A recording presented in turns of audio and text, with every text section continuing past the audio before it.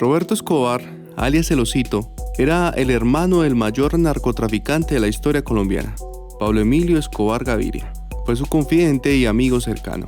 En este video te narraré la historia de este hombre. Bienvenidos a Narraciones Criollas. Sus padres fueron Abel de Jesús Escobar Echeverry, campesino agricultor, y Hermilda de los Dolores Gaviria Berrío, maestra de escuela. Sus hermanos fueron Pablo Emilio, Gloria Inés, Argemiro, Alba Marina, Luz María y Luis Fernando. Cuando tenía 5 años, su familia se vio envuelta en la violencia que era tan común en esa época.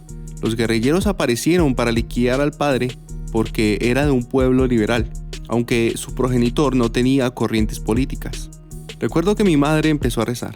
Rompieron la puerta y nos iban a matar a todos. Pablo, mi hermana Gloria y yo nos salvamos en el último momento por el ejército. Nos subieron a una camioneta y nos enviaron a Medellín. Y fue entonces cuando comenzamos a vivir una vida diferente, narró El Osito.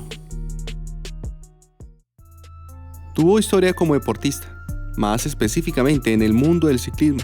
Compitió en 3 vueltas a Colombia y 2 clásicos RCN, las cuales eran las más importantes del país. Fue oro en los Juegos Bolivarianos y bronce en unos campeonatos nacionales.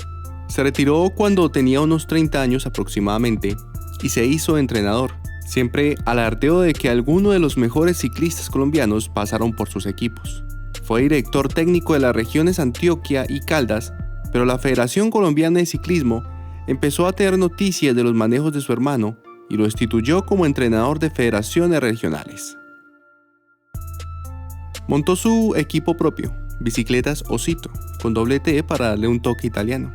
Siempre existió la sospecha de que su equipo estaba patrocinado por el dinero del narcotráfico. Roberto lo niega, pero distintos testimonios de esa época confirman que, evidentemente, el club contaba con más presupuesto que el resto. El nexo entre narco y ciclismo se hizo más evidente que nunca. Estudió química mientras trabajaba en la fabricación de medicamentos en droguerías aliadas. Luego recibió patrocinio de la compañía Mora Hermanos, donde la apoyaron para estudiar electrónica en la Academia de Ciencias Electrónicas de Antioquia, donde se destacó y ganó el primer lugar con un proyecto en el que fabricó su primer radiotransistor. Como tesis, construyó un televisor de 32 pulgadas. También recibió cursos de medicina deportiva y enfermería patrocinada por Coldeportes. En ambos cursos, recibió distinciones como el mejor estudiante. Le decían El Osito porque en sus años de ciclista, durante una carrera, él iba punteando la competencia. Llovía de una manera torrencial sobre la carretera destapada que ya se había transformado en un río de lodo. Las llantas de su bicicleta le enviaron el barro a la cara hasta taparla por completo, dejando al descubierto únicamente sus ojos. Cuando llegó a la meta, el periodista radial que transmitía la etapa dijo: "Ahí llega Roberto Escobar Gaviria, que más bien parece un osito". Roberto, siendo atraído por la fortuna y la bonanza de su hermano menor Pablo en el mundo del narcotráfico, abandonó el deporte e ingresó de lleno en el crimen organizado. Gustavo Gaviria, Rodríguez Gacha o los hermanos Ochoa tuvieron un peso más específico dentro de la organización. La DEA, sin embargo, le puso la segunda recompensa más alta por su captura, detrás de la de Pablo. El Osito combinaba sus actividades empresariales con el manejo de la infraestructura logística que servía de base a las operaciones del Cartel de Medellín, y se les indica de haber dirigido el cuerpo de sicarios que servía de brazo armado a la causa de la siniestra organización criminal. A nuestro protagonista le fascinaban los caballos de pura sangre. Fue propietario de un ejemplar equino llamado Terremoto, el cual es uno de sus más grandes orgullos, a pesar de que este le trae amargos recuerdos, ya que en la época del declive de Pablo, cuando le estaban persiguiendo los Pepes, luego de su escape de la catedral, estos le secuestraron el caballo, lo castraron y lo dejaron amarrado en una carretera, con un cartel que decía: "Acá está el famoso caballo del temible Roberto Escobar". Este pobre animal se encontraba en los puros huesos, a punto de morir. En junio de 1991, Roberto ingresa a la famosa cárcel La Catedral, acompañando a su hermano Pablo cuando éste se entregó a la justicia. Allí compartió la lujosa vida que tenía el capo de capos y conoció a la que sería su segunda esposa, una hermosa reina de belleza. Un año después, Pablo y sus secuaces deciden escapar de la prisión, dando rienda suelta otra vez a la cacería de él y de lo que restaba del cartel. Así que después de vivir escondido en diferentes caletas y cansado de correr y vivir en zozobra, en octubre de 1992, Roberto junto a alias Popeye y Otto se someten a la justicia.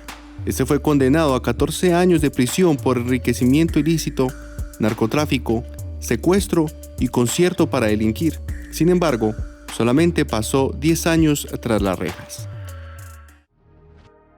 El cartel de Cali odiaba a muerte a Roberto, ya que este había matado a 2 muchachos al servicio de los de Cali que habían sido enviados a Medellín a liquidar una de las droguerías La Rebaja. Uno de los 2 muchachos era muy cercano a la familia de Gilberto, por eso este último juró venganza.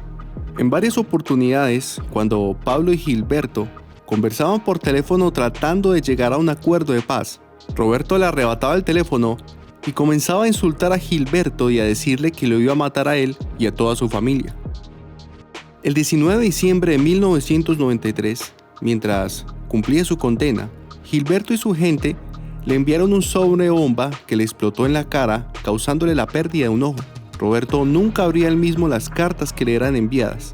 Le pagaba a alguien para que lo hiciera por él, pero esta vez, como el sobre venía con un sello grande de la fiscalía y además estaba esperando copias del proceso que había solicitado unos días atrás, pensaba que se trataba de los documentos. Yo me encontraba en la misa. Al volver a la celda, recibí esa carta que tuvo que pasar por 7 retenes de la policía y una máquina de rayos X.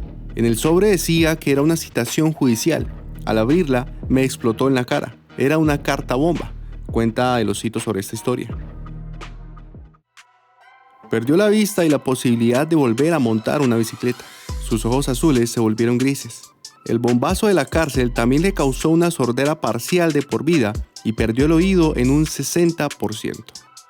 Roberto Escobar colaboró activamente con las autoridades judiciales, dándoles información que condujera a la captura de los colaboradores del cartel, al desmantelamiento de rutas y a decomisar activos adquiridos con recursos productos de las operaciones de distribución de drogas a cambio de una sustancial reducción de su condena.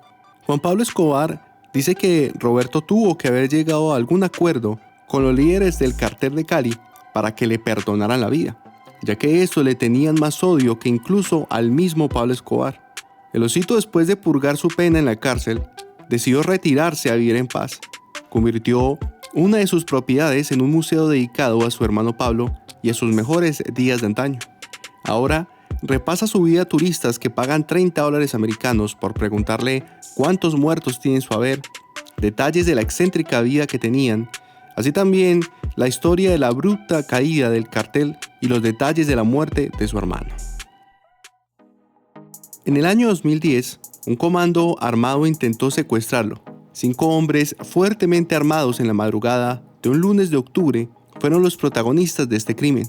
Hasta donde se sabe, ex empleados suyos querían llevárselo para obligarlo a que les revelara el paradero de las supuestas caletas que dejó su hermano. La policía, advertida por Roberto, alcanzó a llegar a la casa justo antes de que los asaltantes entraran en la vivienda. Uno resultó muerto, 2 más heridos y otros fueron capturados. El Osito dice que no entiende por qué razón hay gente que quiere hacerle daño, cuando él mismo se encargó de pedirle perdón a cada una de las personas a las que su hermano les causó algún mal y se esmeró por saldar todas las cuentas que quedaron pendientes y sanar las heridas que siguieron abiertas tras la muerte del capo. También afirma no tener cuentas pendientes con nadie, ya que en todas sus entrevistas rechaza totalmente a los sapos. Cree que todos tienen que rendir cuentas por lo que hicieron en sus vidas.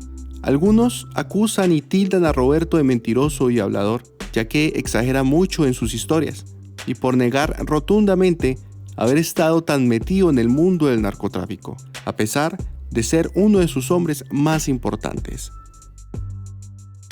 Él vive solo, ya que no está con ninguna de las 2 mujeres con las cuales estuvo casado en alguna ocasión y con las cuales tuvo 5 hijos. Tiene colaboradores que trabajan con él en el museo dedicado a su hermano y al cartel, y ya con 75 años espera morir en paz, a pesar de que vivió una vida vertiginosa, manchada de sangre y polvo blanco. Espero que te haya gustado el video. Déjanos tu like y tu comentario. Eso fue Narraciones Criollas.